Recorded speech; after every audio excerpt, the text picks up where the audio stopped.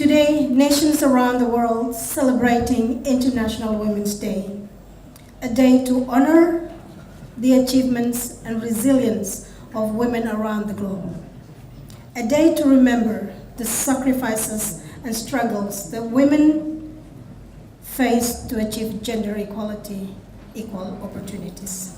A day also to remember and acknowledge male champions in supporting this important movement.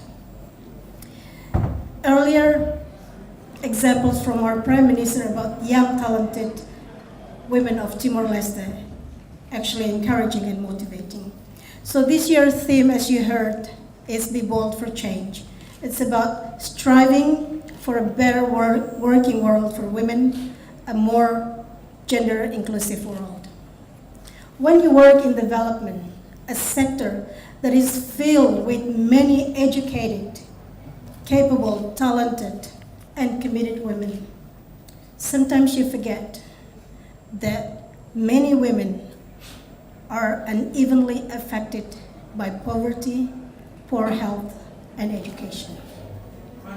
In Timor-Leste, we have and we know that around 90% of Dulce da Cunha recipients are female-headed households. More than 1 in 30 women die in childbirth. By secondary school, the school enrollment rates for women falls. Many do not complete their education or go on to further study. So we know that more women are illiterate than men. And this is true for women with disabilities. We also know that women are half as likely to participate in the labor force, although they typically carry out unpaid work in the home. Often it is not counted as work and is not valued. Male-controlled or dominated attitudes and conservative practices restrict women's roles in society and create barriers to leadership. So despite a doubling female representations in the 2016 village elections, only 4% of leadership roles in suku and aldeas are held by women. And we often hear people are quick to blame Timorese traditions and culture for many of these inequalities. We often hear, this is how things have always been. It is hard to change because it has been this way for generations. To me, these statements have always been interesting and surprising. In most of our country's spiritual and cultural beliefs, the feminine is revered and seen as sacred. So if you follow Mount Jos Trindada's research and work on the Lulik, it actually reinforces that the feminine world represents peace, fertility, and tranquility, while the masculine world is about strength, security, and protection. So it saddens me when we blame our own culture for the way women are treated. Our traditions are based on principle of respect, both for the feminine and masculine world. Both are equally important. So the problem for me is not the culture, but how we are interpreting our culture in practice. If we go back to the past, we find in our history many contributions of women in our society. In our recent past history of occupation, Timorese women fought alongside their male comrades for independence.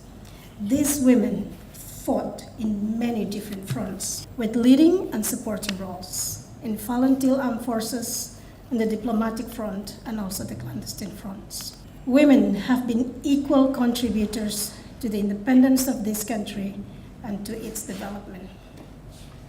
Therefore, women's roles and contribution deserve to be recognized, respected, valued, and counted. So in line with this year's theme, I'm asking all of you to be bold for change, not just today, but every day in your life. In simple things, like challenging people who blame the culture for the way things are.